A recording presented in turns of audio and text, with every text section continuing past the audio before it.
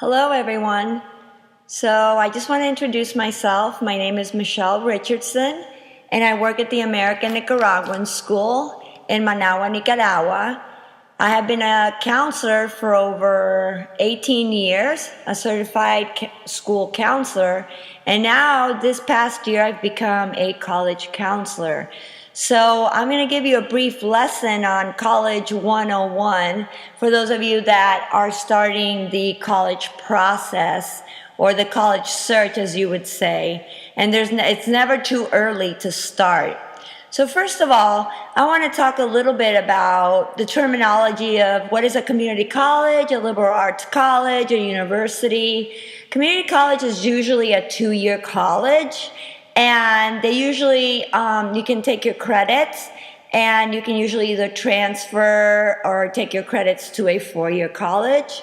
A liberal arts college is usually a much smaller school, in the sense that, it's not like a university that has, a bigger amount, a variety of classes. Liberal arts colleges are 4 years. Colleges and usually study humanities, social sciences. Classes tend to be a little bit smaller than the university, and you do get a BS or a BA degree. And it's a little bit more personal than a university. As far as a university goes, the class size, it maybe tend to be a little bit bigger. Of course, they also go up to PhDs, if you want a PhD. So those are some things that you might want to consider when you're looking at what kind of college you want to go to. So again, college is smaller, university is a little bit bigger. Big universities have college sports, NC2As. Colleges may have more smaller sports such as NC2A 2 or 3 division. So these are just a few different things about college and universities. When you get ready to go to college, colleges usually like for you to take either an SAT or an ACT. These days, colleges are taking both. The SAT is composite of critical reading, math, and writing, and they give you 3 separate scores for each, and they mount up to one whole score, okay? In the ACT, it's one big composite score, and that includes English, math, science, and reasoning. Now, if you're an international student, you may be required to take a test that's called the TOEFL. The TOEFL is for students that come from an international school that their first language is not English, and you must meet a requirement usually of about 80 or a 90. So when we talk about college fit, we also have to talk about, how do we find a college fit? What is your college fit? And what are the ways to do this? And this is where social media comes in. And I'm going to talk a little bit about social media in a second. But first, let's talk about the college fit. A person's college fit has to do with what do they want? Do they want a college that is big? Do they want a university that is big, in other words, or a college that is smaller? Is that important to you? What kind of academic offerings are you looking for? What is your intended major in that college? What is the admission difficulty? If you got an SAT score of a 1600, how difficult is it to get into that college that you're looking at? Also, do you want a co-ed college? Do you want a single-sex college? Are there activities offered for you that you're interested in? What is student life like? What do you intend to get out of college? Do you want to be in community service? What is the academic environment? All of those things are really, really important when you look at your college fit. If you go to the north, are you going to be able to be able to stand the cold weather when you're coming from a tropical country such as Nicaragua? Or are you going to have to go to a college where it's not as cold because you hate the cold? So when you're coming up with your college fit, you need to really, really, really look into what technology and what the virtual world is offering to us these days. It's incredible how technology has made college research and college admissions process different. And what I mean by that is that when you're searching for a college, you either go to their college website or you also go to what is called a certain website such as College Board or ACT. And these sites are extremely, extremely helpful due to the fact that they have a lot of information about colleges, around the world, the United States especially. Colleges use social media also. And the reason when you go into a college page, for example, a website, you look at them and why would a college use a social media? Well, they want to build school pride. They also use it for potential students. They want to attract students to come to their college. So, of course, on their website, they're going to put pretty pictures. They're going to put maybe even a virtual tour, which you might want to take. If you're an international student, you're going to want to go into the virtual tour because most likely you will not be able to step on the college campus. So virtual tours and virtual tour sites, which are on my website, are usually really, really helpful. Some college websites have them. Some college websites do not have them. Okay? So it's really, really important for you to be conscious of, the different social media and reasons why colleges use social media.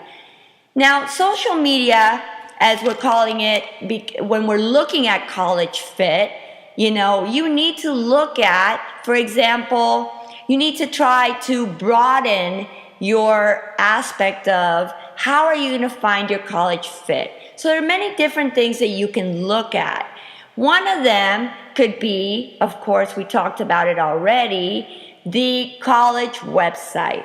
Others are specific research websites, which are on my webpage. All of this is on my webpage, which you can look at as far as college search, okay? Where, what kind, majors, and all those things. Also, you can look at blogs, you can listen to podcasts. You could also look at, for example, websites of magazines. You can also look at YouTube. These days, YouTube is very famous at looking at videos. Also, Facebook. Facebook is a big deal now with colleges. Colleges are even having their own Facebook page. And of course, looking at the Facebook page or looking at Twitter, or those are ways to keep in contact with students that are at the college. Students at colleges use social media in many ways, okay? So what I mean by that is that currently enrolled students and admission counselors, okay, they use that to help attract other students. So when I'm talking to my college counseling class, which I had this year and I will have next year, now my main point is going to be, let's go virtual. Let's go see what's out there. Let's go see the social media that all these colleges have and what they have to offer. Let's hear from students about their college and what they think about their college environment. All of that is extremely, extremely important when you're looking at your college fit. What does the student say about their college environment? That it's not spirited enough? Is that what you really want when you're looking at your fit? Or that the college has a whole bunch of spirit? I think that having a quality of life in college is extremely important when you're trying to find, your college fit. It's not about the name of the college. It's about, are you going to be happy in that school? Because if you're not happy, then I don't think you're going to get out what you need to get out of the school. A lot of parents seem to push students to go the route of go to the college of a big name. And I, with my students, believe that you should research a college because of what kind of quality of life you're going to have, and of course, if they're going to offer what you want to study. And those are really important points when I'm talking to parents and to students. It's really hard to get that across because I think that most parents have an idea of where they want their child to go, and maybe the child doesn't really want to go there, the student doesn't really want to go there. So talking about social media in that sense, I will definitely from my college website, College 101, which is what this podcast is called. My website is also called College 101. I think that parents need to start looking at everything that's on those websites, on my website, because I believe that they're going to get a lot of information as far as what is the fit for their child. When you apply to college, there's different ways to apply, but mostly nowadays, you're applying to schools virtually. You're applying to schools via internet. There's the Common App, there's the California Schools application, and there's also the Texas applications, and those are all sent via email, not email, but via virtually, okay? Either if you have Naviance, you send your application through the internet. So we see how colleges have become so much more competitive due to the fact that kids are now applying online. Before, we used to have to send, if you're, around my age, I used to have to send my college application through regular mail. You put a stamp on it and you send it. And I believe that now colleges have become so competitive to get in because of the amount of students that are applying to colleges. Why? It's easier to apply to college now. It is out there. The internet has made this happen for colleges. So colleges are having a hard time deciding, who is for them and who's not for them. So they're also having a hard time trying to figure out, with all the amount of applications that they're getting, which student is the right student. I've spoken to many college admissions counselors, and it's a lot of work what they go through. When we're talking about what really matters in a nutshell when you're, applying to college, okay? Take rigorous courses in your high school. It's really important. If your high school has AP, for example, advanced placement classes, that is really important for you to look at.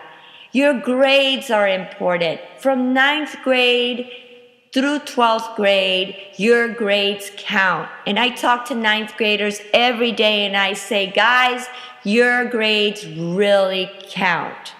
Your test scores are also important.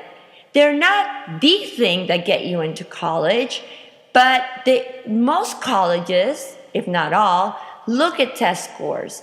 There are some colleges now that are moving away from SAT and ACT, and they're allowing students to either submit or not submit test scores. They're either doing Skype interviews instead of test scores. But those are not all colleges. So when I talk about SAT and ACT scores, those are important as well. Essays. Your essays are one of the most important things that you're going to send with your application. Your essay has to say to a person that doesn't even know you who you are. That is very difficult. So, if you have somebody, for example, writing your essay, I do not think colleges look right through that. Admissions people, admissions officers look right through that. So make sure that you take your time and you paint the picture of who you are. That's what colleges really want to see. It doesn't have to be, why you should be admitted to that college or why you should be accepted. It could be a moment in your life, just a mere moment that changed your life. That could be your essay. So, of course, colleges and Common App, which is an application that you'll get familiar with, they give you prompts, questions that they want you to answer. So do answer those questions with honesty and write your essay with your heart and your mind.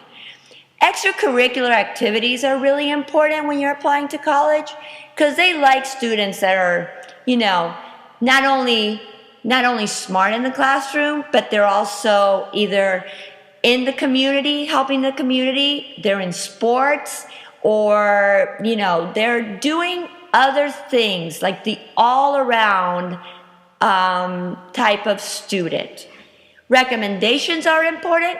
You get recommendations from teachers, from your counselor. So that's really important for you to do really well in the classroom so that your teachers can be able to write, who you are in the classroom. And your counselor needs to know who you are as a person. So you need to go and be with your counselor all the time and meet with your counselor and let your counselor know what your aspirations are. At least that's what I ask of my students.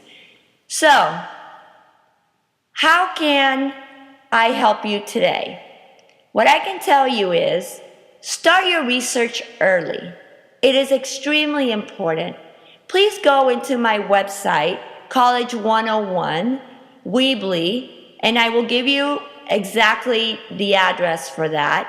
And I think that once you start looking it over, start your research early. Start it right now. If you're a junior, do it right now. Go in there. Look at the websites. Look at the different blogs. I think it's important. Why? Because when you're a 12th grader, you're taking SATs, you're focusing on your last year grades, and it's really hard and difficult to, do your applications and keep your activities going and keep your grades up. So that's something that you can take away today from this. I think it's really important to start your research early. And I spoke about different ways to research colleges. You go into virtual tours, you can go into blogs, you look at the websites of each university. There's also test prep. If you didn't do well on your SAT or you want to do good on your SAT, you can go into free test preps for SAT, ACT.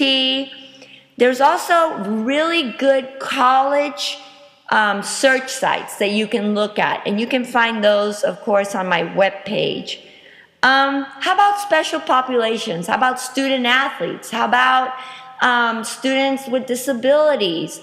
You can also find that on my webpage. There are great research sites for this, and I really believe that if you do your research the right way, then you will end up in the right college, and you will end up where you will be happy and have quality of life, and you will be able to get a great education no matter what the college name is, and at the same time make a difference in the world, being involved in activities and really enjoying your college life. There's nothing worse for me to hear a junior in college telling me that they can't wait till college is over. It's very sad, and I've heard it from alumni from the American Nicaraguan School that they can't wait for college to be over. And that's sad because for me, I was sad when my school was over. I think I found the perfect college fit. I went to Clemson University in South Carolina. I was a student athlete, and I enjoyed every minute of it. When college was over, I was extremely sad. And the real thing about this is that I don't want any of my students to be sad when when they're in college. So that's why it's really important to find your college fit. And if you research through everything I have given you today and you think about all the different things you have to think about, I think that you will be doing great and you will definitely find your college search. So, my college website is called College Counseling 101, and it's mallers1984.weebly.com. I would love for you to go in there. There's also Twitter in there, which I keep up with, and there's a lot of sites that I tweet that you can also get a lot of information. There is college search sites, there's a blog, again, there's Twitter, test preps, then there is, financial aid site. There's also the virtual tours that I was telling you about. There's articles, special populations, if you need help in those, there's also sites for that. So I really do encourage you to please go into my College Counseling 101. Again, it's mallers1984.weebly.com. And I really wish you all the luck in the world in finding your college fit. Again, I think that finding a college fit is one of the most important things that you can do. If you're going to be miserable in school and you go to a school just because of a name and you don't do your research correctly, then you're not going to be a very happy camper. So my feeling is do your college search, go through social media, everything I have spoken about today, and you will do a great job. I wish all of you a great time and good luck with your college search, and it's been a pleasure. Michelle Richardson signing off.